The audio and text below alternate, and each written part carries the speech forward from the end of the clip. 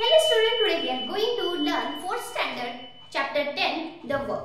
In last video we discussed about what is the type of verb, transitive, intransitive, helping verb. Like this we discussed all such a thing. Okay, now today we are going to learn next concept, the double object. What is meant by double object? See, I will write here one sentence. The father gave me a book. See, one sentence is there.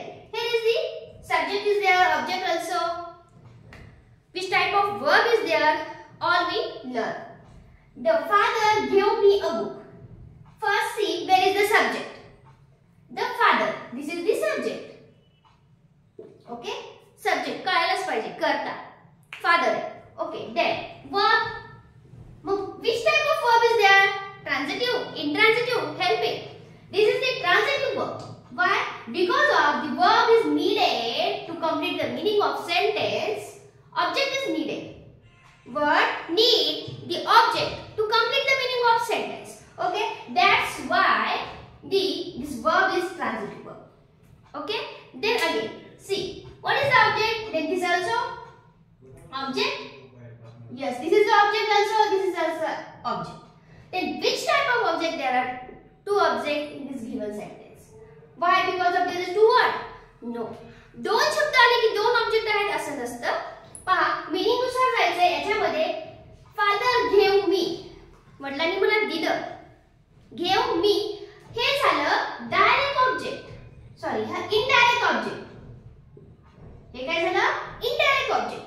आणि काय दिलंय? Book. हे झालं direct object. हे काय झालं? Direct object. म्हणजे object दोन, डायरेक्ट आणि इनडायरेक्ट. ओके? ऑब्जेक्ट कशाला म्हणतात तुम्हाला सांगितलेलं आहे. त्यानंतर ऑब्जेक्ट दोन असतात. एखाद्या सेंटेन्स मध्ये येतातच. डबल ऑब्जेक्ट असतात. मग डबल ऑब्जेक्ट कसं असतं? एक असतं इनडायरेक्ट ऑब्जेक्ट, दुसरं असतं डायरेक्ट ऑब्जेक्ट. ओके? मग डायरेक्ट आणि इनडायरेक्ट हे कसं ओळखायचं, कसं आयडेंटिफाय करायचं? मग इनडायरेक्ट ऑब्जेक्ट कसं असतं नाही किंवा डायरेक्ट ऑब्जेक्ट कसं असतं? तर इनडायरेक्ट ऑब्जेक्ट कधी पण पहिल्यांदा येतं. इनडायरेक्ट ऑब्जेक्ट कधी पण काय येतं?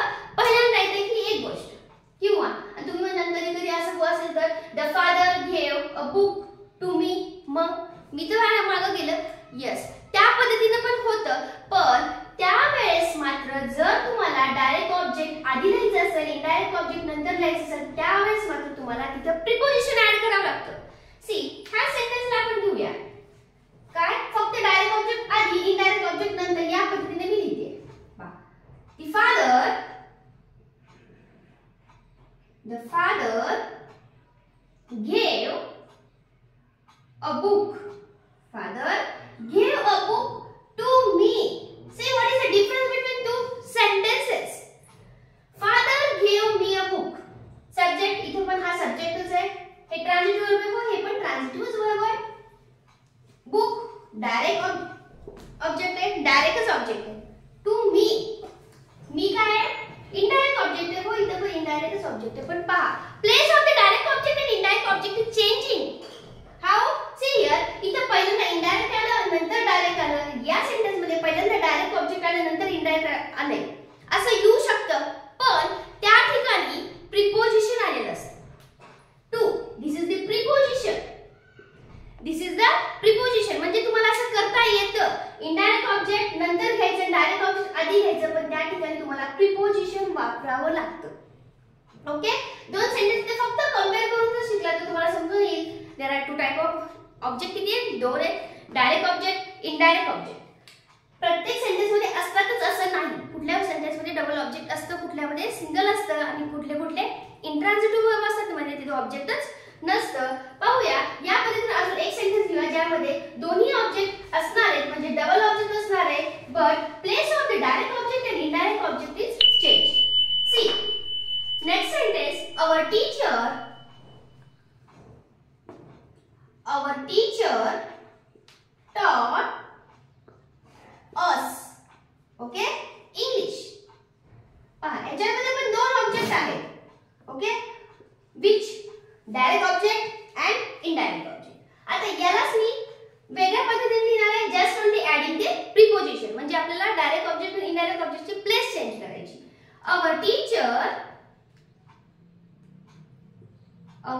टीचर टॉट इथपर्यंत येणार, ट्रान्झिटिव्ह वर्ब पर्यंत येणार.